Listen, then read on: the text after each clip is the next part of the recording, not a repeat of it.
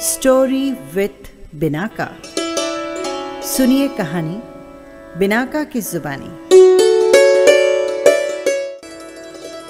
तो लीजिए, हाजिर है रविंद्रनाथ टैगोर की कहानी पाषाणी।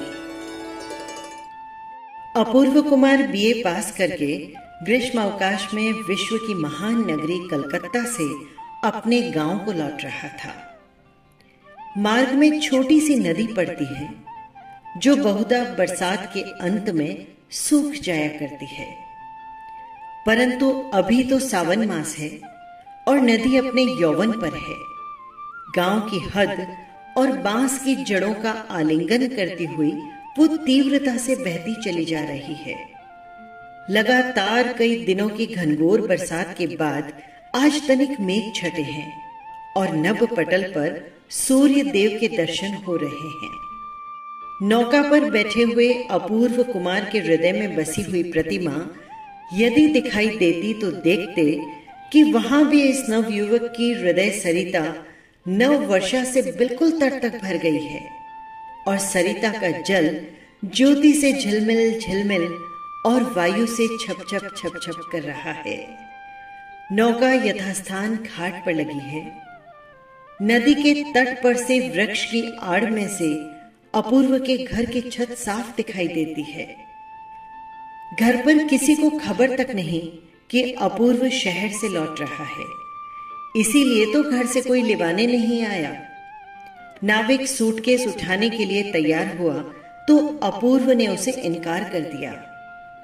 वो स्वयं ही सूटकेस हाथ में उठाकर आनंद की लहर से झटपट नौका से उतर पड़ा। उतरते ही घाट पर थी फिसलन। सूट के सहित वो दलदल में गिर पड़ा और ज्यों ही गिरा त्यों ही न जाने किधर से मोटी ऊंची हास्य लहरी ने आकर समीप के पीपल पर बैठी हुई चिड़िया को उड़ा दिया। अपूर्व बहुत ही लज्जित हुआ और झटपट स्वयं को संभालकर चहुं ओर देखने लगा। देखा कि घाट के एक छोर पर, जहां महाजन की नौका से नई ईंटें उतारकर इकट्ठी की जाती हैं, उन्हीं पर बैठी हुई एक नव यौवना हंसते हंसते लोटपोट हो रही थी। अपूर्व ने पहचान लिया कि वो उसी के पड़ोसी की लाडली बेटी मृगमयी है। पहले इनका घर यहां से बहुत दूर कहीं बड़ी नदी के तट पर था। 2-3 साल गुजरे, नदी में बाढ़ के कारण उन्हें वो स्थान छोड़कर यहाँ चले आना पड़ा। मृगमयी के विषय में बहुत कुछ अपवाद सुनने को मिलता है। ग्रामीणवासी पुरुष तो इसे स्नेह के स्वर में पगली कहकर पुकारते हैं, लेकिन उनकी घरवालियां इसके उद्दंड स्वभाव से सर्वदा त्रस्त, चिंतित और शंकित रहा करती है। गांव के छोकरों के साथ ही उसका खेल होता है, क्योंकि समवयस्क लड़कियों के प्रति उसकी अवज्ञा की कोई सीमा नहीं। बालकों के राज्य में ये लड़की एक प्रकार से शत्रु पक्ष की सेना के उपद्रव के सामान से प्रतीत होती है। पिता की लाडली बिटिया ठहरी और इसीलिए वो इतनी निर्भय रहती है। वास्तव में इस विषय में मृगमयी की माँ अपनी सहेलियों के आगे हर समय अपने पति के विरुद्ध फरियाद ही किया करती है, मगर फिर ये सोचकर कि पिता बेटी को लाड करते हैं और जब वे अवकाश के समय घर रहते हैं तो मृगमयी के नेत्रों के अश्रु उनके हृदय पटल पर बहुत ही आघात पहुंचाते हैं। वो प्रवासी पति का स्मरण करके बेटी को किसी तरह की पीड़ा नहीं पहुंचा सकती। मृगमयी का रंग देखने में अधिक साफ नहीं है। छोटे छोटे घुंघराले केश पीठ पर आच्छादित रहते हैं। चेहरे पर बिल्कुल बचपन छाया रहता है। बड़ी बड़ी कजरारी आंखों में न तो लज्जा है, न भय और न हाव भाव में किसी प्रकार का संशय। वो लंबी, परिपुष्ट, स्वस्थ और सबल है। उसकी आयु अधिक है या कम, ये प्रश्न किसी के मन में उठता ही नहीं। हाँ, यदि उठता है तो ग्रामीण पड़ोसी इस बात पर माँ बाप की निंदा करते हैं कि अभी तक कुंवारी ही फिर रही है। जब कभी गांव के विदेशी जमींदार की नौका आकर घाट पर लगती है तो उस दिन ग्रामीणवासी उनकी आवभगत में घबरा से जाते हैं।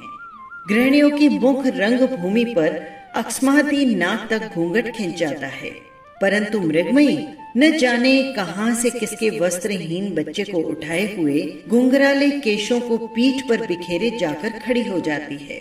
जिस देश में कोई शिकारी नहीं, कोई मुसीबत नहीं, उस देश की मृगी शावक की तरह निडर खड़ी हुई आश्चर्यचकित सी देखा करती है और अंत में बाल संज्ञों के पास जाकर इस नए मानव के आचार व्यवहार के विषय में विस्तार के साथ भूमिका बांध देती है।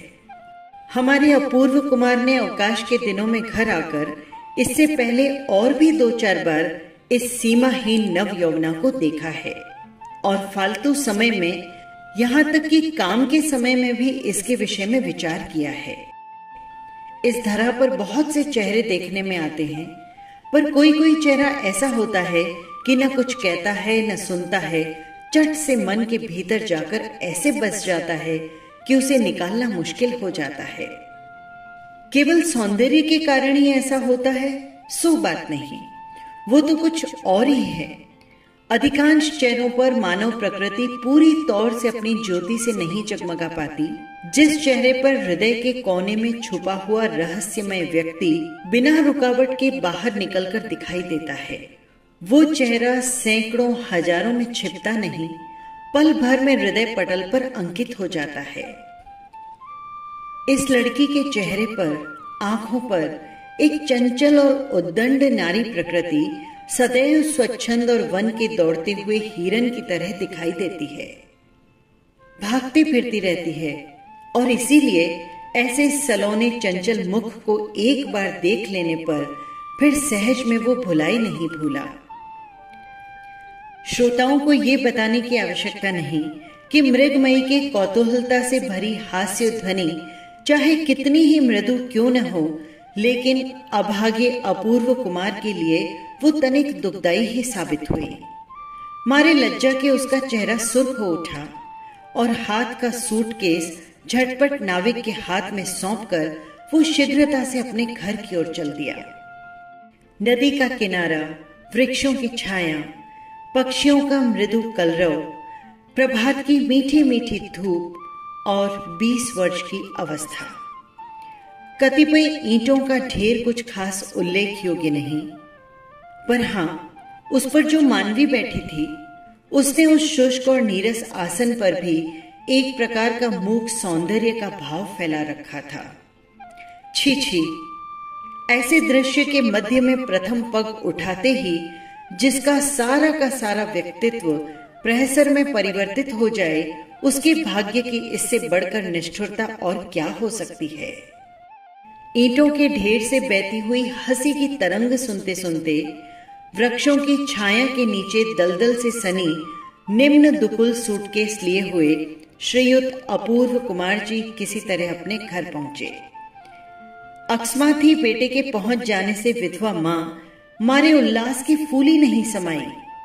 उसी समय खोया, दूध, दही, पनीर, बढ़िया मछली की तलाश में दूर पास सब स्थानों पर आदमी दौड़ाए गए और पास पड़ोस में भी एक प्रकार की हलचल सी पैदा हो गई। भोजन की समाप्ति पर मां ने बेटे के आगे ब्याह का प्रस्ताव छेड़ा। अपूर्व इसके लिए तैयार था ही, कारण ये कि प्रस्ताव बहुत पहले से ही पेश हो चुका था। केवल अपूर्व तनिक कुछ नई रोशनी के चक्कर में आकर हट कर बैठा था कि बीए पास किए बिना विवाह हरगिज नहीं कर सकता। अब तक तो उसकी माँ उसके पास होने की राह देख रही थी, सो अब किसी प्रकार की आपत्ति उठाने के मायने हैं कि झूठी बहानेबाजी। अपूर्व ने कहा, पहले लड़की तो देखो, फिर देखा जाएगा। माँ ने उत्तर दिया, लड़की वड़की सब देखी जा चुकी है, उसके लिए तुझे फिक्र करने की कोई जरूरत नहीं। किंतु अपूर्व उसके लिए स्वयं ही फिक्र करने के लिए उद्यत हो गया। बोला, लड़की देखे बिना विवाह नहीं कर सकता मैं। माँ सोच में पड़ गई। ऐसी अनोखी बात तो आज तक नहीं सुनी थी। फिर भी वो राजी हो गई। रात को अपूर्व दीपक बुझाकर बिस्तर पर जा पड़ा। पड़ते ही बरसात की यामिनी सारी की सारी स्वर लहरी और पूर्व निस्तब्धता के साथ उस पार से उसकी सेज पर एक उच्छ्वासित उच्च मृदु कंठ की हास्य ध्वनि आ आकर उसके कानों में झंकारित होने लगी। उसका अशांत मन स्वयं को बार बार निरंतर ये कह कहकर व्यथित करने लगा कि सवेरे जब वो पैर फिसलकर गिर पड़ा था, उसका किसी न किसी युक्ति से सुधार कर लेना चाहिए। उस नव यौवना को ये मालूम नहीं कि मैं अपूर्व कुमार हूँ। अचानक फिसलन पर पांव पड़ जाने से, दलदल में गिर जाने पर भी मैं कोई उपेक्षणीय गांव का वासी नहीं हो जाता। अगले दिन अपूर्व को लड़की देखने जाना था। अधिक दूर तो नहीं, पड़ोस में ही लड़की वालों का घर है।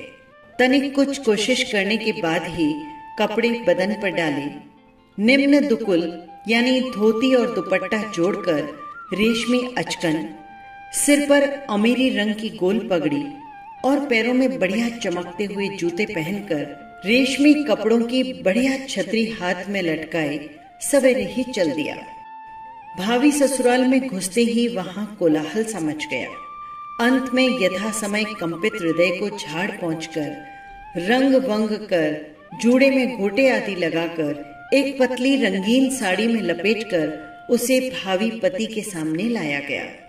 आगंतुका एक कोने में लगभग घुटनों तक माथा झुकाए चुपचाप जड़ वस्तु सी बैठी रही और उसके पीछे धैर्य बंधाए रखने के लिए खड़ी एक अधेड़ अवस्था की दासी। उसका एक भाई जो कि अभी बच्चा ही था, अपने परिवार में अनाधिकार प्रवेश करने वाले इस नए व्यक्ति की पगड़ी, घड़ी की चैन और उठती हुई मूछों की ओर बड़े ध्यान से टकटकी लगाए वो देखने लगा। अपूर्व ने कुछ देर मूछों पर हाथ फेरने के बाद अंत में गंभीरता के साथ पूछा, तुम क्या पढ़ती हो? आभूषण के भार से दबी हुई लज्जा की गठरी में से उसे अपने प्रश्न का कोई उत्तर नहीं मिला। 2-4 बार पूछे जाने के बाद और अधेड़ दासी द्वारा पीठ पर बारंबार धैर्य की थपकियां पड़ने के बाद लड़की ने बहुत ही धीमे स्वर में शीघ्रता के साथ एक ही सांस में कहकर छुट्टी पा ली। कन्या बोधिनी दूसरा भाग, व्याकरण सार, भूगोल, अंक गणित और भारत का इतिहास। इतने में बाहर किसी के तेज चलने की धमधम की आवाज सुनाई दी और दूसरे ही क्षण दौड़ती, हांफती और पीठ पर केशों को हिलाती हुई मृगमयी वहां पर आ धमकी। उसने अपूर्व की ओर आंख उठाकर तक नहीं देखा, सीधी उस भावी वधू के भाई राखाल के पास पहुंची और उसके कोमल हाथ को पकड़कर खींचना शुरू कर दिया। राखाल उस समय भावी वधू को देखने में लीन था। वहां से वो किसी भी तरह टस से मस नहीं हुआ। दासी अपने संयत कंठ की मृदुता की भरकस रक्षा करती हुई यथा साध्य तीव्रता के साथ मृगमयी को धिक्कारने लगी। अपूर्व अपनी सारी की सारी मौनता और यश को एकत्रित करके पगड़ी बंधे हाथों को ऊंचा करके बैठा रहा और उधर के पास लटकती हुई घड़ी की चैन को हिलाने लगा। अंत में मृगमयी ने जब देखा कि उसका साथी किसी भी तरह विचलित नहीं हो रहा, तब उसने उसकी कमर में जोर से मुक्का मार दिया और लगे हाथों भावी वधू के माथे से अवघुंटन उखाड़कर वो आंधी के वेग के समान जिस तरह आई थी उसी प्रकार भाग गई। दासी मन मारकर रह गई और भीतर ही भीतर घुमड़ कर गरजने लगी। राखाल अचानक अवगुंठन के हट जाने से एकाएक खिलखिला पड़ा। इस खुशी में कमर पर पड़े मुक्के की चोट को भी उसने महसूस नहीं किया। कारण ये कि ऐसे मुक्कों का लेन देन तो अक्सर ही इनमें हुआ करता था। इससे किसी प्रकार की आज नवीनता नहीं थी। इसके लिए एक दृष्टांत ही बहुत है। एक दिन की बात है, मृगमयी के केश तक पीठ तक बढ़े हुए थे।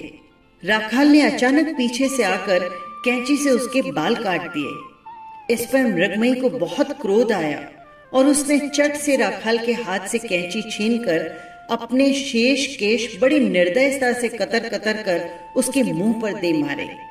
मृगमयी के घुंघराले केशों के गुच्छे डाली से गिरे हुए काले अंगूर की तरह धरा पर गिर पड़े। इन दोनों में शुरू से ही इस प्रकार की प्रणाली प्रचलित थी। इसके बाद ये शांत सभा अधिक देर तक न चल सकी। गठरी सी बनी भावी वधू बड़ी कठिनता से दासी के साथ घर के भीतर चली गई। अपूर्व अपनी मूछों पर हाथ फेरता हुआ उठ खड़ा हुआ। बाहर जाकर देखा कि उसके बढ़िया नए जूते वहां से गायब हैं। बहुत प्रयत्न करने पर भी इस बात का पता नहीं लगा कि जूते कौन ले गया और कहां ले गया। घर वाले सभी बड़े परेशान से हुए और अपराधी के नाम पर अपशब्द की बौछार होने लगी। जब किसी प्रकार भी जूतों का पता नहीं लगा तो अंत में विवश होकर घर के मालिक की फटी पुरानी ढीली चटियां पहनकर पतलून पगड़ी से सुसज्जित अपूर्व गांव के कीचड़ वाले रास्ते को बहुत सावधानी के साथ पार करता हुआ घर की ओर चल दिया। तालाब के किनारे सुनसान पथ पर पहुंचते ही सहसा फिर से वही जोर का हास्य का स्वर सुनाई दिया, मानो उस वृक्ष और पल्लवों की ओट में से कोई कौतुक प्रिय वन देवी ही अपूर्व की पुरानी चट्टियों को देखकर एकाएक हंस पड़ी हो। अपूर्व कुछ लज्जित सा होकर ठिठक गया और इधर उधर दृष्टि फेंक कर देखने लगा। इतने में सघन झाड़ियों में से निकलकर किसी निर्लज्ज अपराधिनी ने उसके सामने नए जूते रख दिए और चट से बाहर जाने के लिए हुई कि अपूर्व ने उसके दोनों हाथों को पकड़कर अपनी कैद में ले लिया। मृगमयी ने यथाशक्ति टेढ़ी तिरछी होकर पूरी शक्ति का प्रयोग करके भागने का बहुत प्रयत्न किया, लेकिन सब व्यर्थ। घुंघराले केशों से घिरे हुए उसके गोल मटोल चेहरे पर सूर्य की किरणें वृक्षों की डालियों और पल्लवों से छन छन कर पड़ने लगी। कौतूहलता से वशीभूत होकर कोई पथिक जिस प्रकार दिवाकर की किरणों से चमकती हुई चंचल स्वच्छ निर्झरणी की ओर झुककर टकटकी लगाए उसकी तली को देखता है, ठीक उसी प्रकार अपूर्व ने मृगमयी के ऊपर उठे हुए चेहरे पर तनिक झुककर उसकी खंजन सी चंचल आंखों के भीतर गहरी दृष्टि फेंक कर उसे देखा और फिर बहुत धीमे से अपनी मुट्ठियों के बंधन से उसे मुक्त कर दिया। अपूर्व क्रोधित मुद्रा में मृगमयी को पकड़कर मारता तो उसे कोई अचंभा न होता, किंतु इस प्रकार सुनसान पथ में इस अनोखी सजा का वो अर्थ न समझ सकी। नर्तन करती हुई प्रकृति नटी के नुपुर की झंकार की भांति वही हास्य ध्वनि उस नीरव पथ में गूंज उठी और चिंतातुर अपूर्व धीरे धीरे पग उठाता हुआ घर की ओर चल दिया। अपूर्व उस दिन अनेक प्रकार के बहाने बना बनाकर न तो घर के अंदर गया और न ही उसने मां से भेंट की। किसी के यहाँ भोज का निमंत्रण था, खाना वहीं पर खा आया। अपूर्व जैसे पढ़ा लिखा और भावुक नवयुवक एक मामूली पढ़ी लिखी लड़की के मुकाबले अपने छिपे हुए गौरव का बखान करने और उसे आंतरिक महत्ता का पूर्ण परिचय देने के लिए क्यों आतुर हो उठा, ये समझना बहुत कठिन है। एक नीरी गांव की चंचल बाला ने उसे मामूली नवयुवक समझ ही लिया तो क्या हो गया, और उसने पल भर के लिए अपूर्व का परिहास करके और फिर उसके अस्तित्व को किसी ताक पर रखकर राखाल नाम के अबोध बच्चे के साथ खेलने की इच्छा प्रकट की, तो इसमें अपूर्व का बिगड़ ही क्या गया। इन बच्चों के सामने उसे प्रमाणित करने की आवश्यकता ही क्या है कि वो विश्व दीप मासिक पत्र में पुस्तकों की समालोचना लिखा करता है और उसने सूटकेस में एसेंस, जूते, रूबिनी के कैंपर, पत्र लिखने के रंगीन कागज, पुस्तकों के साथ एक पूरी लिखी हुई प्रेस कॉपी यामिनी के गर्भ में भावी उषा की तरह प्रज्वलित होने की राह देख रही है। पर मन को समझाना कठिन है। कम से कम इस देहाती लड़की के सामने श्री अपूर्व कुमार बीए हार मानने के लिए किसी प्रकार भी तैयार नहीं। संध्या को अपूर्व जब घर के भीतर पहुंचा तो उसकी मां ने पूछा, क्यों रे, लड़की देख आया? कैसी है, पसंद है ना? अपूर्व ने कुछ लजाते हुए उत्तर दिया, हाँ देख तो आया मां, उनमें से मुझे एक ही लड़की पसंद है। मां ने तनिक कुछ आश्चर्यचकित स्वर में पूछा, तूने कितनी लड़कियां देखी थी वहां? अंत में 2-4 प्रश्नों के बाद मां को मालूम हुआ कि उस लड़के ने पड़ोसिन शारदा की लड़की मृगमयी पसंद की है। इतना पढ़ लिख कर भी ये पसंद। परिणाम ये निकला कि कमबख्त अड़ियल टट्टू की तरह गर्दन टेढ़ी करके कुछ पीछे को उठाकर कह बैठी, मैं ब्याह नहीं करूंगी, जाओ। इस पर भी उसे ब्याह करना ही पड़ा। उसके बाद अध्ययन शुरू हुआ। अपूर्व की माँ के घर जाकर एक ही रात में मृगमयी की सारी दुनिया ने बेड़ियां पहन ली। सास ने वधू का सुधार करना आरंभ कर दिया। बहुत ही कठोर मुद्रा बनाकर उससे बोली, देखो बेटी, अब तुम नन्ही बच्ची नहीं रही। हमारे घर में इस तरह की बेहयाई नहीं चल सकेगी। सास ने ये बात जिस भाव से कही, मृगमयी ठीक उसे उसी रूप में नहीं समझ सकी। उसने सोचा कि इस घर में यदि न चले तो शायद कहीं दूर जगह जाना पड़ेगा। मध्याह्न के बाद वो घर में दिखाई नहीं दी। कहाँ गई का शोर मच गया। खोज शुरू हुई। अंत में विश्वासघातक राखाल ने उसके गुप्त स्थान का पता बताकर उसे कैद करवा ही दिया। वो वट वृक्ष के नीचे श्री राधा कांत जी के टूटे रथ में छिपकर बैठ गई थी। सभी के सामने माँ ने और पास पड़ोस की गृह स्त्रियों ने उसे कितना डांटा, फटकारा और लज्जित किया कि उसकी कल्पना स्वयं आप ही कर लें तो अच्छा है।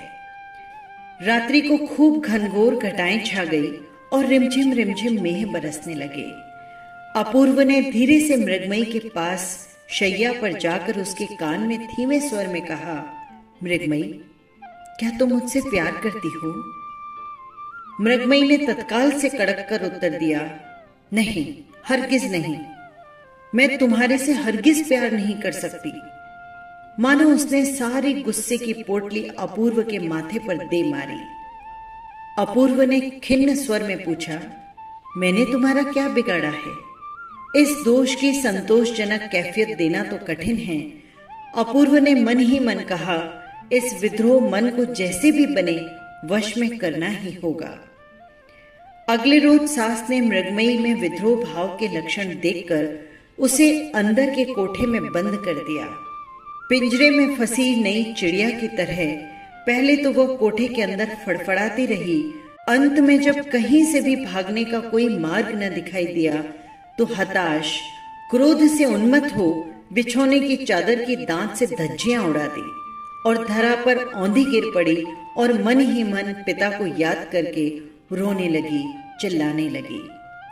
ठीक इसी समय धीरे से कोई उसके समीप जाकर बैठ गया। बड़े स्नेह से उसके धूल भरे केशों को कपोलों से हटाकर देखने का प्रयत्न करने लगा।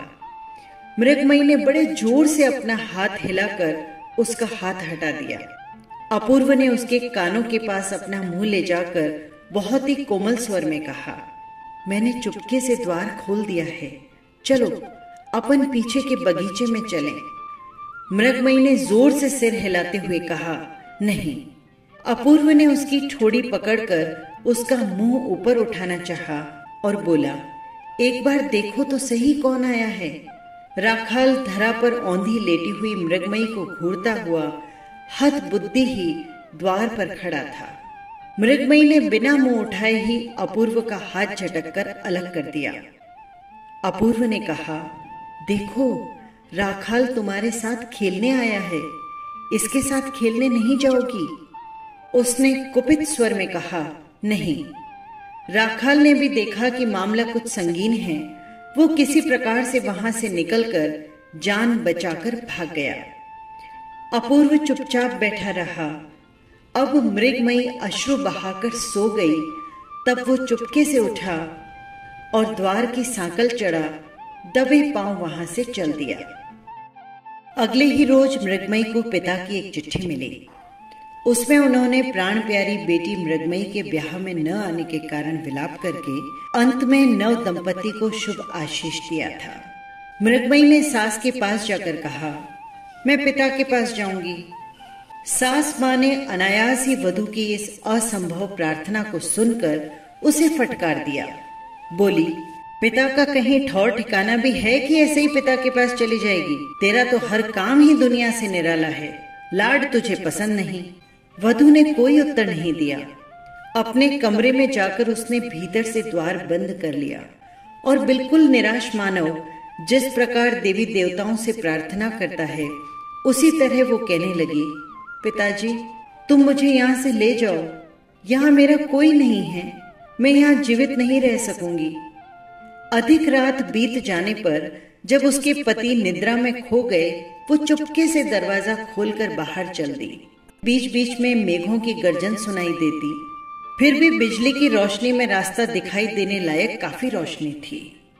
पिताजी के पास जाने के लिए कौन से रास्ते को पकड़ना चाहिए, मृगमयी को कुछ पता भी न था। उसे तो केवल इतना ही विश्वास था कि जिस रास्ते में पत्रवाहक डाक लेकर आता है, उसी मार्ग से दुनिया के किसी भी ठिकाने पर पहुंचा जा सकता है। मृगमयी भी उसी रास्ते पर चल दी। चलते चलते उसका शरीर चूर हो गया। रात्रि का लगभग अंतिम प्रहर भी खत्म हो चला था। सुनसान वन में जबकि 2-4 पक्षी पंख हिला हिला कर अनिश्चित स्वर में बोलना चाहते थे और समय का पूर्ण निर्णय न कर सकने के कारण दुविधा में फंसकर चुप हो जाते थे, उस समय मृगमयी सड़क के किनारे नदी के तट के पास बाजार में जा पहुंची। इसके बाद वो विचार कर रही थी कि अब किस ओर चलना चाहिए। इतने में उसे परिचित झमझम स्वर सुनाई दिया। थोड़ी देर में कंधों पर चिट्ठियों का थैला लटकाए हांफता हुआ पत्रवाहक खट से आ पहुंचा। मृगमयी जल्दी से उसके पास जाकर करुण स्वर में बोली, कुशीगंज, पिताजी के पास जाऊंगी, तुम मुझे साथ ले चलो ना। उसने उत्तर दिया, कुशीगंज कहाँ है इसका मुझे नहीं मालूम। छोटा सा उत्तर देकर वो घाट पर जा पहुंचा और घाट पर बंधी हुई डाक की नौका में बैठकर नाविक को जगाकर नौका खुलवा दी। उस समय उसे किसी पर दया करने या पूछताछ करने की फुर्सत नहीं थी। देखते ही देखते बाजार और घाट सजग हो गए। मृगमयी ने घाट पर पहुंचकर एक नाविक से कहा, मुझे कुशीगंज पहुंचा सकोगे? उस नाविक के उत्तर देने से पहले ही बगल की नौका पर से कोई बोल उठा, अरे कौन है? मृगी बेटी, तू यहाँ कहाँ से आई? मृगमयी ने व्यग्रता से उत्तर दिया, बनमाली, मैं पिताजी के पास कुशीगंज जाऊंगी, तू मुझे अपनी नौका में ले चलना। बनमाली उसके गांव का ही नाविक था और वो इस लड़की को भली भांति पहचानता भी था। उसने पूछा, बाबूजी के पास जाएगी बिटिया? बड़ी अच्छी बात है, चल मैं तुझे पहुंचा दूं। मृगमयी नौका पर जा बैठी। नाविक ने नौका छोड़ दी। मेघों ने अश्रु बहाना शुरू कर दिया। सावन भादों के समान पूरी चढ़ी हुई नदी के थपेड़े नौका को जोर से हिलाने लगे। मृगमयी का सारा शरीर थकावट और नींद के मारे टूटने लगा। आंखें नींद से बोझिल हो गई और वो आंचल बिछाकर लेट गई और लेटते ही वो चंचल नवयौवना नदी के हिंडोले में प्रकृति की नेह की छाया में पलित छोटे से शिशु की तरह बेधड़क सो गई। उसकी आंख खुली तो देखा कि वो अपने ससुराल में पड़ी सो रही है। उसे जागते देख मेहरी बड़बड़ाने लगी। उसका बड़बड़ाना सुनकर सास माँ भी आ पहुंची और जो मन में आया वो कह डाला। मृगमयी आंखें फाड़ फाड़ कर शांत हो उनके मुंह को देखती रही। अंत में सास माँ ने भी जब उसके पिता की शिक्षा पर व्यंग करना शुरू कर दिया तो मृगमयी ने जल्दी से उठ बगल की कोठरी के अंदर घुसकर द्वार को भीतर से बंद कर लिया। अपूर्व ने लाज को बिल्कुल ही ताक में रखकर माँ से कहा, माँ, वधू को 2-4 दिन के लिए उसके घर भेज देने में कोई हर्ज की बात नहीं। माँ ने अपूर्व को बुरी तरह आड़े हाथ लिया और बोली, नपुते, दुनिया में इतनी लड़कियों के होते हुए भी न जाने कहां से छांट छांट के ऐसी हड़जान को मेरी छाती पर डाल दिया। इस प्रकार के कटु शब्द अपूर्व को निर्दोष होते हुए भी सुनने पड़े। उस रोज सारे दिन घर के बाहर बूंदाबांदी और अंदर अश्रु की वर्षा होती रही। अगले रोज अर्धरात्रि को अपूर्व ने मृगमयी को धीरे से जाकर पूछा, मृगमयी, क्या तुम अपने पिताजी के पास जाना चाहती हो?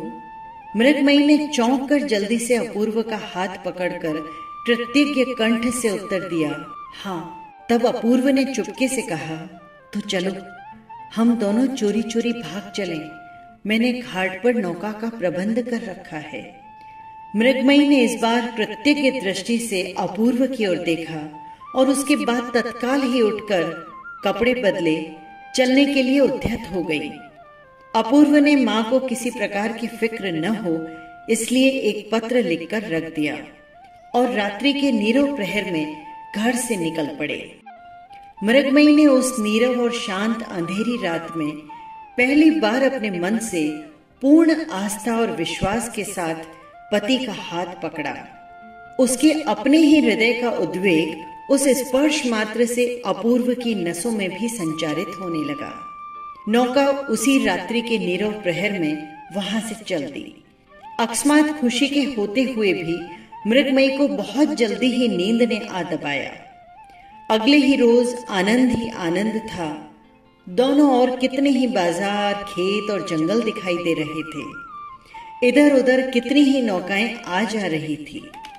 मृगमयी उन्हें देखकर पूछने लगी, उस नौका पर क्या है? ये लोग कहाँ जा रहे हैं? इस स्थान को क्या कहते हैं? ये सवाल ऐसे पेचीदा थे जो अपूर्व ने कभी कॉलेज की किताबों में नहीं पढ़े थे, और ये सवाल उसके कलकत्ता जैसी महानगरी के तजुर्बे के बाहर थे। फिर भी उसने मन को संतुष्ट करने के लिए जो भी उत्तर दिए वे सब मृगमयी को बहुत अच्छे लगे। दूसरी संध्या को नौका काशी कुंज के घाट पर जा लगी।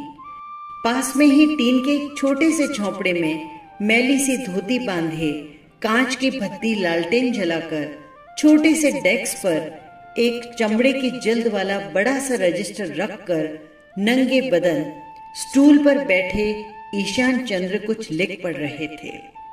इसी समय इस नव दंपत्ति ने झोंपड़े में प्रवेश किया। मृगमयी ने पुकारा, पिताजी। उस झोंपड़ी में आज तक ऐसी मृदु ध्वनि इस प्रकार से पहले कभी सुनाई नहीं दी थी। ईशान के नेत्रों से टप टप आंसू गिरने लगे। उस समय वे विश्वास ही नहीं कर पा रहे थे कि उन्हें क्या करना चाहिए। उनकी बेटी और दामाद मानो साम्राज्य के युवराज और युवराज्ञी हों। यहाँ पटसन के ढेरों के बीच में उनके बैठने लायक स्थान कहाँ से बनाया जा सकता है? इसी के निर्णय हेतु उनकी भटकती हुई बुद्धि और भी भटक गई। और फिर खाने का प्रबंध, ये भी दूसरी चिंता की बात थी। निर्धन बाबू अपने हाथ से दाल भात पकाकर किसी प्रकार पेट भर लेता था, पर आज इस खुशी के अवसर पर क्या खिलाए और क्या करे? मृगमयी पिता को असमंजस में देखकर फौरन बोली, पिताजी, आज हम सब मिलकर रसोई तैयार करेंगे। अपूर्व ने इस नवीन प्रस्ताव का उत्साह प्रकट किया। उस छोटी सी झोंपड़ी में स्थान की कमी, आदमी की कमी और अन्न की बहुत कमी थी, लेकिन छोटे से छिद्र में से जिस प्रकार फंवारा चौगुने वेग से छूटता है, उसी प्रकार निर्धनता के सूक्ष्म सुराग से खुशी का फंवारा तीव्रता से छूटने लगा।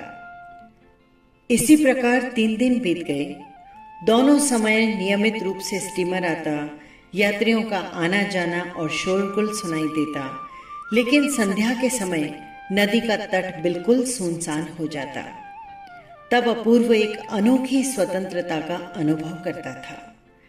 तीनों मिलकर रसोई तैयार करते, उसके बाद नई नई चूड़ियों से भरे हाथों से उसका परोसा जाना, ससुर और जमाई का सम्मिलित रूप से भोजन करना, नई गृहिणी के भोजन की त्रुटियों पर परिहास करना, इन सब बातों से सबका मन पुलकित हो उठता। अंत में अपूर्व ने कहा कि अब अधिक ठहरना उचित नहीं। मृगमयी ने कुछ और दिन ठहरने की प्रार्थना की, लेकिन ईशान बाबू ने कहा, नहीं, अब नहीं। विदा बेला पर बिटिया को छाती से लगा, उसके माथे पर स्नेह सिंचित हाथ रखकर अश्रु मिश्रित स्वर में ईशान चंद्र ने कहा, बिटिया, तू अपनी ससुराल में ज्योति जगाना, लक्ष्मी बनकर रहना, जिससे मेरे में कोई दोष नहीं निकाल सके। मृगमयी अश्रु बहाती हुई अपने पति के साथ विदा हो गई और ईशान बाबू अपनी उसी झोंपड़ी में लौटकर उसी पुराने नियम के अनुसार माल तोलकर दिन पर दिन, मास पर मास बीतने लगे। दोनों अपराधियों की युगल जोड़ी अब घर पर पहुंची तो मां गंभीर बनी रही, किसी से कुछ बात नहीं की। मां की ओर से किसी के व्यवहार में कोई दोष ही प्रदर्शित नहीं किया गया कि जिसकी सफाई के लिए दोनों में से कोई कुछ प्रयत्न करता। इस शांत अभियोग में इस मूक अभियान ने पर्वत की तरह सारी गृहस्थी को अटल होकर दबा दिया। जब ये सहन शक्ति से बाहर की बात हो गई तो अपूर्व ने माँ से कहा, माँ, कॉलेज खुल गया है, अब मुझे कानून पढ़ने जाना है। माँ ने कुछ उदासीनता प्रकट करते हुए कहा, बहू का क्या करोगे? अपूर्व ने कहा, यहीं रहेगी। माँ ने उत्तर दिया, ना बेटा, यहाँ पर उसकी जरूरत नहीं, उसे तुम अपने साथ ही लेते जाओ। अपूर्व ने अभिमान पीड़ित स्वर में कहा, जैसी इच्छा। माँ उसके कलकत्ता लौटने की तैयारी करने लगी। लौटने के एक दिन पहले रात को अपूर्व अपने कमरे में विश्राम के लिए गया तो देखा कि मृगमयी शैया पर पड़ी रो रही है। अचानक ही उसके हृदय पर चोट पहुंची। व्यक्त स्वर में बोला, मृगमयी, मेरे साथ महानगरी चलने को मन नहीं चाहता क्या? मृगमयी ने उत्तर दिया, नहीं। अपूर्व ने पुनः पूछा, क्या तुम मुझसे प्रेम नहीं करती? इस प्रश्न का उत्तर भी ना ही मिला। विशेषतः इस प्रकार के प्रश्न का उत्तर बहुत ही सरल हुआ करता है, किंतु कभी कभी इसके अंदर मन स्तर की इतनी जटिलता होती है कि कन्या से ठीक वैसे ही उत्तर की आशा नहीं की जा सकती। अपूर्व ने प्रश्न किया, राखाल को छोड़कर यहाँ से चलने की इच्छा नहीं होती है क्या? मृगमयी ने बड़ी सुगमता से उत्तर दिया, हाँ। इसे सुनकर बीए पास अपूर्व के हृदय में सुई के बराबर बालक राखाल की ओर से ईर्ष्या का अंकुर उठ खड़ा हुआ। बोला, मैं बहुत दिनों तक वापस नहीं लौट सकूंगा, शायद 2-2.5 साल या इससे भी अधिक लग जाएं। इसके विषय में कुछ न कहकर मृगमयी बोली, वापस आते समय राखाल के लिए एक बढ़िया सा राजस का चाकू लेते आना। अपूर्व लेटे हुए था, तनिक उठकर बोला, तो तुम यहीं रहोगी? मृगमयी ने उत्तर दिया, हाँ, अपनी माँ के पास जाकर रहूंगी।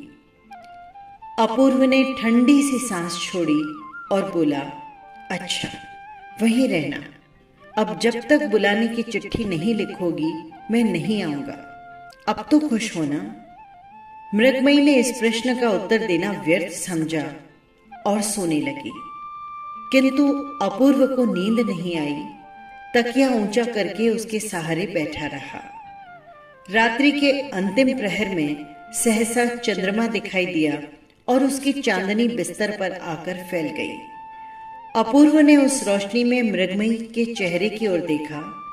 देखते देखते उसे ऐसा महसूस हुआ कि रूप कथा की शहजादी को किसी ने चांदी की छड़ी छुआकर अचेत कर दिया हो।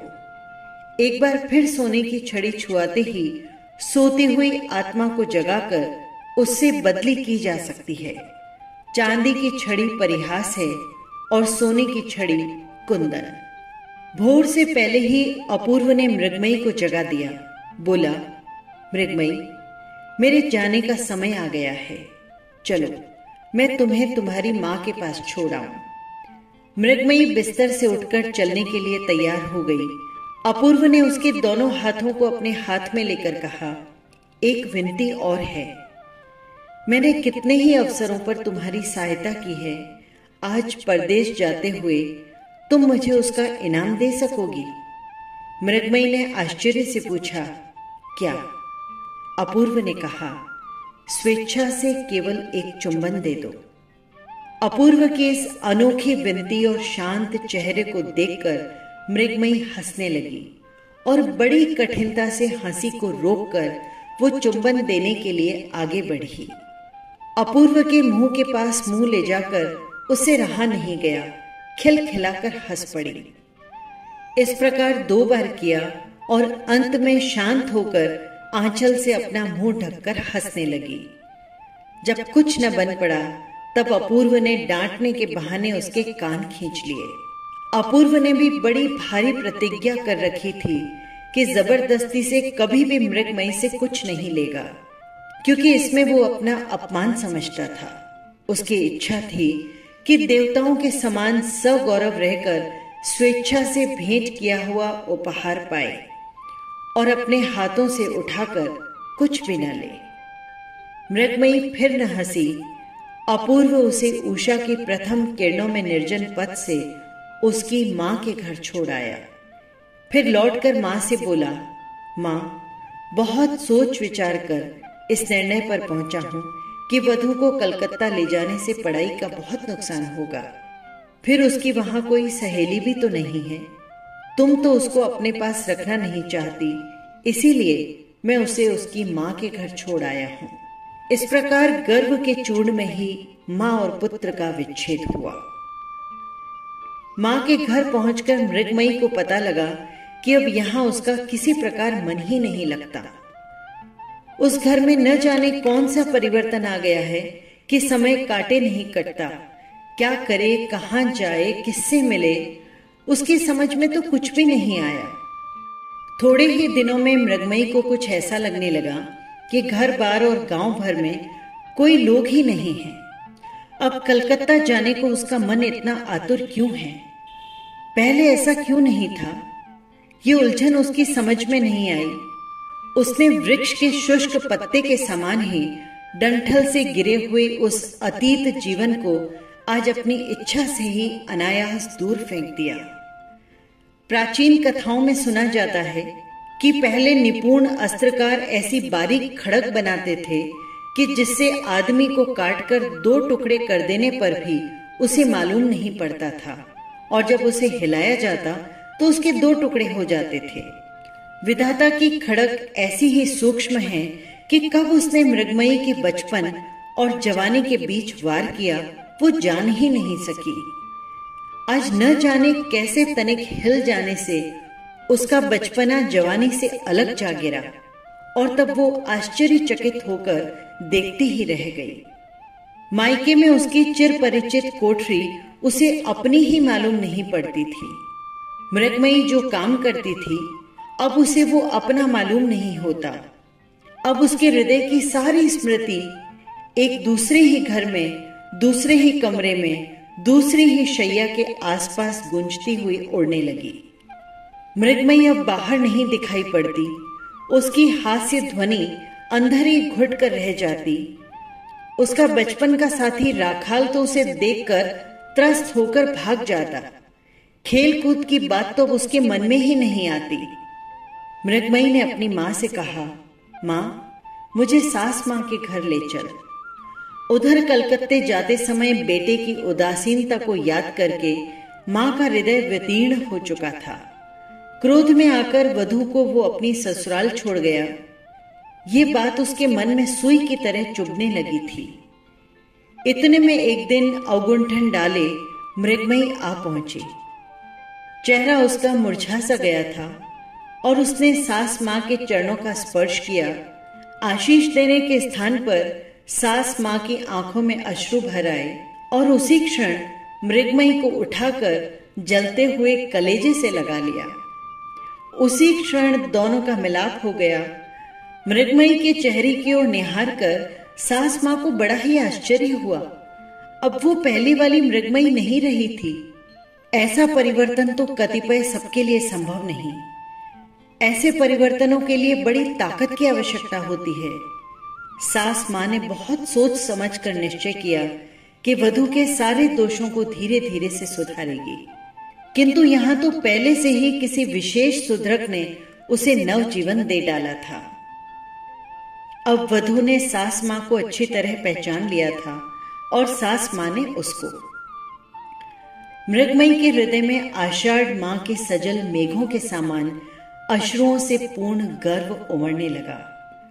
उस गर्व ने उसकी बड़ी बड़ी आंखों की छायादार घनी पलकों पर और भी गहरा आवरण डाल दिया था। वो मन ही मन अपूर्व से कहने लगी, मैं अब तक अपने को ही नहीं समझ सकी थी तो न सही, पर तुमने मुझे क्यों नहीं समझने का प्रयत्न किया? तुमने मुझे क्यों दंड नहीं दिया? तुमने मुझे अपनी इच्छा के वशीभूत क्यों नहीं चलाया? मैंने जब तुम्हारे साथ महानगरी चलने से इनकार किया तो तुम मुझे जबरदस्ती पकड़कर क्यों नहीं ले गए? तुमने मेरा कहना क्यों पूरा किया? मेरे हट के आगे क्यों झुके? मेरी अवज्ञा को क्यों सहन किया? इसके उपरांत उसे उस दिन की याद आई, पहले पहल जिस दिन अपूर्व सवेरे तालाब के किनारे सुनसान रास्ते में बंदी बनाकर मुंह से कुछ न कहकर केवल उसके मुंह की ओर निहारता रहा था। उस दिन के उस तालाब की, उस पथ की, वृक्ष के नीचे उस छाया की, भोर की उस सुनहली धूप की, हृदय भार से झुकी हुई गहरी चितवन की उसे स्मृति छा गई और सहसा उसका पूरा अर्थ अब उसकी समझ में आया था। इसके उपरांत विदा की बेला पर जिस चुंबन को अपूर्व के होठों तक ले जाकर लौट आई थी, वो अधूरा चुंबन अब मृग मरीचिका की ओर तृणित मृग की तरह उत्तरोत्तर तीव्रता के साथ उस बीते हुए दिनों की ओर उड़ान भरने लगा। किंतु तृष्णा उसकी किसी प्रकार भी न मिट सकी। अब रह रहकर उसके मन में यही सब बातें उठा करती कि यदि उस समय मैं ऐसा करती, वैसा करती, ऐसा उत्तर नहीं देती। अपूर्व के मस्तिष्क में इस बात का बड़ा दुख रहा कि मृगमयी ने उसे अच्छी तरह पहचाना नहीं। मृगमयी ने आज ही बैठे बैठे सोचा कि उन्होंने उसे क्या समझा होगा, क्या सोचते होंगे। अपूर्व ने उसे पाषाणी, चंचल, उद्दंड और नादान लड़की समझ लिया होगा। लबालब भरे हुए तरलामृत की धारा से अपनी तृष्णा मिटाने में उसे समर्थ नव यौवना नहीं जाना होगा। इस वेदना से धिक्कार के मारे लज्जा के वो धरा में धसी जा रही थी और प्रियतम के चुंबन और सुहाग के उस ऋण को वो अपूर्व के तकिए को दे देकर उऋण होने का प्रयत्न कर रही थी। इसी प्रकार काफी दिन बीत गए। चलते समय अपूर्व ने कहा था कि जब तक तुम्हारा पत्र नहीं आएगा मैं नहीं आऊंगा। मृगमयी इसी बात को याद कर कमरे का द्वार बंद कर एक दिन पत्र लिखने बैठी। अपूर्व ने जो सुनहरी किरणों के कागज दिए थे उन्हें निकालकर बैठी बैठी विचारने लगी कि वो क्या लिखे।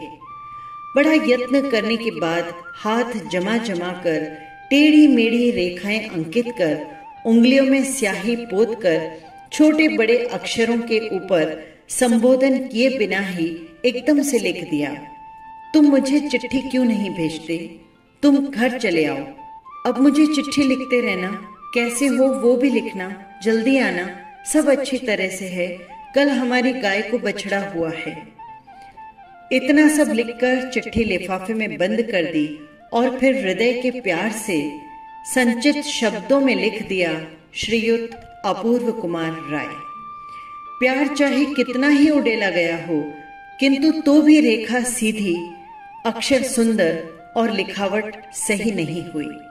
लिफाफे पर नाम के सिवा कुछ लिखना भी आवश्यक है, मृगमयी इस बात से परिचित न थी। कहीं सास माँ या कोई और न देख ले, इस भय से लिफाफे को विश्वस्त दासी के हाथों डाक में डलवा दिया। कहने की आवश्यकता नहीं कि उस पत्र का कोई फल नहीं निकला और अपूर्व घर नहीं लौटा। माँ ने देखा कि कॉलेज बंद हो गया है, फिर भी अपूर्व घर नहीं आया। सोचा अब भी वो गुस्से में है। मृगमयी ने भी समझ लिया कि अपूर्व उससे गुस्सा कर रहा है और तब वो अपने पत्र की याद करके मारे लज्जा के गड़ जाने लगी। वो पत्र कितना तुच्छ और छोटा था, उसमें तो कोई बात ही नहीं लिखी गई। उसने अपने मन के भाव भी उसमें लिखे नहीं, फिर उनका दोष ही क्या। ये सोच सोचकर वो तीर बिंधे शिकार की तरह भीतर ही भीतर तड़पने लगी। दासी से बार बार पूछा, उस पत्र को तू डाक में डाल आई थी ना? दासी ने उसे कितनी ही बार समझाया, हाँ बहू जी, मैं उस चिट्ठी को खुद डिब्बे में डालकर आई हूँ। बाबूजी को अब तक मिल गई होगी। अंत में अपूर्व की माँ ने मृगमयी को पास बुलाकर पूछा, बहू, अपूर्व बहुत दिनों से घर नहीं आया, मन चाहता है कि कलकत्ता जाकर उसे देख आऊं, क्या तुम साथ चलोगी? मृगमयी जबान से कुछ न कह सकी, परंतु स्वीकृति रूप में सिर हिला दिया और कमरे में जाकर तकिए को छाती से लगाकर इधर उधर करवटें बदलकर हृदय के आवेश को दबाकर हल्की होने का प्रयत्न करने लगी और इसके बाद भावी आशंका के विषय में सोच सोचकर रोने लगी। अपूर्व को सूचित किए बिना ही दोनों उनकी शुभकामना चाहती हुई कलकत्ता को चल दी। अपूर्व की माँ कलकत्ता में अपने दामाद के यहाँ ठहरी। उसी दिन संध्या को अपूर्व मृगमयी के पत्र की आस छोड़कर और वचन को भंग करके स्वयं ही पत्र लिखने के लिए बैठा। तभी उसे जीजाजी का पत्र मिला कि तुम्हारी माँ आई है, जल्दी आकर मिलो और रात का भोजन यहीं करना। समाचार सब ठीक है। इतना पढ़कर भी उसका मन किसी अमंगल सूचना की आशंका से घबरा उठा। उसने तुरंत कपड़े बदले और जीजाजी के घर की ओर चल दिया। मिलते ही माँ से पूछा, माँ सब मंगल तो है? माँ ने कहा, सब देवी की कृपा है। छुट्टियों में तू घर क्यों नहीं आया? इसीलिए मैं तुझे लेने आई हूँ। अपूर्व ने कहा, मेरे लिए इतनी तकलीफ उठाने की जरूरत नहीं थी माँ। ब्यालू करते समय दीदी ने पूछा, भैया उस समय भाभी को तुम साथ क्यों नहीं लेते आए? भैया ने गंभीरता के साथ कहा, कानून की पढ़ाई थी दीदी। जीजाजी ने हंसकर कहा, ये सब तो बहाना है, असल में हमारे डर से लाने की हिम्मत नहीं पड़ी। दीदी बोली, बड़े डरपोक निकले भैया, कहीं इस डर से बुखार तो नहीं चढ़ गया? इस तरह हंसी मजाक चलने लगा, परंतु अपूर्व वैसे ही उदासीन बना रहा। माँ जब कलकत्ते आई तब मृगमयी भी चाहती तो वो कलकत्ते आ सकती थी, पाषाणी कहीं की। इस प्रकार सोचते सोचते उसे सारा मानव जीवन व्यर्थ सा प्रतीत होने लगा। ब्यालू के बाद बड़ी जोर की आंधी आई और तेज वर्षा होने लगी। दीदी ने कहा, भैया आज यहीं रह जाओ। अपूर्व ने कहा, नहीं दीदी, मुझे जाना ही होगा, बहुत सा काम पड़ा है। जीजी ने कहा, ऐसा रात में क्या काम है? एक रात ठहर भी जाओगे तो कौन सा काम बिगड़ जाएगा? बहुत कुछ कहने और सुनने के उपरांत अनिच्छा से अपूर्व को उस रात दीदी के पास ठहरना पड़ा। उसके राजी हो जाने पर दीदी ने कहा, भैया तुम थके हुए दिखाई देते हो, अब चलकर आराम कर लो। अपूर्व की यही इच्छा थी कि शैया पर अंधेरे में अकेले जाकर सो जाए तो उसकी जान बचे। बातें करना भी उसे बहुत बुरा लग रहा था। सोने के लिए जिस कमरे के द्वार तक वो पहुंचाया गया, वहां जाकर देखा कि भीतर अंधेरा छाया था। दीदी ने कहा, डरो मत भैया, हवा से बत्ती बुझ गई है, मैं दूसरी बत्ती लेकर आती हूँ। अपूर्व ने कहा, नहीं दीदी, अब उसकी आवश्यकता नहीं, मुझे अंधेरे में ही सोने की आदत है। दीदी के चले जाने पर अपूर्व अंधकार से भरे कमरे में सावधानी के साथ शैया की ओर बढ़ा। शैया पर बैठना चाहता था कि इतने में चूड़ियों के खनखनाने की आवाज सुनाई दी और कोमल बाहुपाश में बुरी तरह जकड़ गया। उसी क्षणों पुष्प से कोमल व्याकुल होठों ने डाकू के समान आकर अविरल अश्रुधारा के भीगे हुए चुंबनों के मारे उसे आश्चर्य प्रकट करने का समय तक नहीं दिया। अपूर्व पहले तो चौंक पड़ा, उसके बाद उसकी समझ में आया कि जो काम वो पाषाणी को मनाने के लिए अधूरा छोड़कर आया था, उसे आज अश्रुओं के वेग ने पूर्ण कर दिया है।